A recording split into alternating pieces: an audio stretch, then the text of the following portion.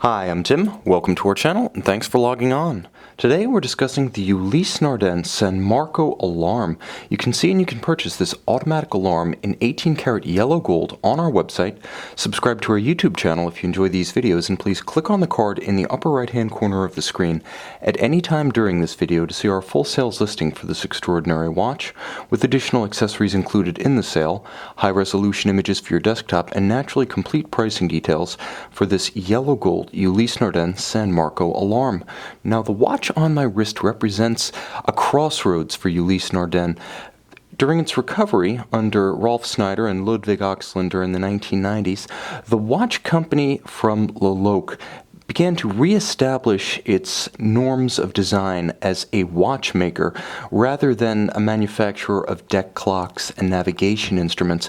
Part of that included the Marine series, which transposed the design norms of the deck chronometers into a wristwatch form, and part of it included a very florid, almost Baroque combination of stepped bezels, fluted lugs, and highly stylized dials to give the company a little bit of a raffish flair, almost a neo-rococo watch aesthetic that was completely unique to the brand.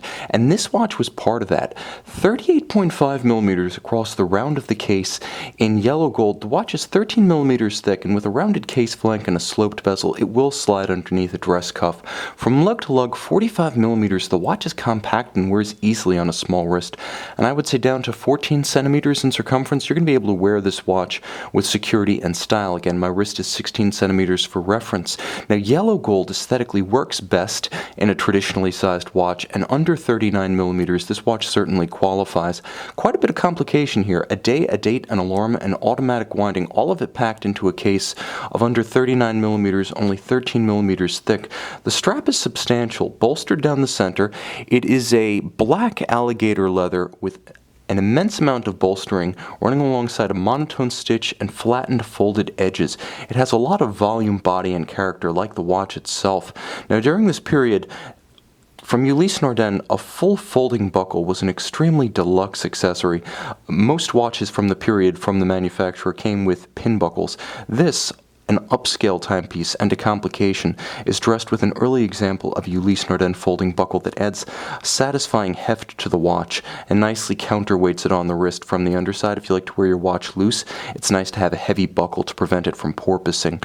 Now, I mentioned that the watch had a case with immense character, charm, and a few quirks, and you can see that to good effect. You can see the generous bowl flare of the case flank, outboard of the case back, and the bezel lines. You can see the fluting of the heavy yellow gold lugs, and then you can see the transition from domed bezel to sapphire, giving way to a dial with applied stylized Roman numerals and faceted and polished indices.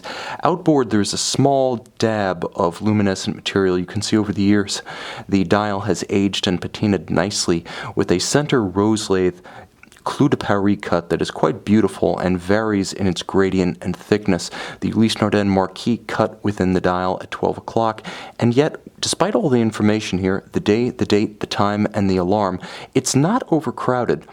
On the case back, you can see this watch featuring the Lion of San Marco from Venice, blazon 18 karat gold inside, a Schild caliber 5008, a veteran alarm movement, sometimes configured as a day date, sometimes configured as a GMT alarm. Here doing business in Ulysse Nardin, automatic winding with a 45-hour power reserve and a 28,800 vibration per hour beat rate. It's secured to 3 ATM water resistance, so keep this one out of the water. Keep your line high and dry. The watch is perhaps the ultimate traveler's complication, giving you everything you need at a glance between the alarm, the day date, and the time. It's a handsome watch and a romantic throwback to the early years of Ulysse Nardin's modern renaissance. Again, this is one of those watches that you will wear for every occasion short of water sports. Handsome, versatile, and extraordinarily rare. You can see and you can purchase this Ulysse Nardin automatic winding San Marco day-date alarm on our website.